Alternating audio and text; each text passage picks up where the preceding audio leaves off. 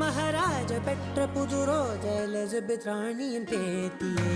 தாயே தாயே மகளன வந்தாய், தந்தை சிந்தை நலமுற வந்தாய்.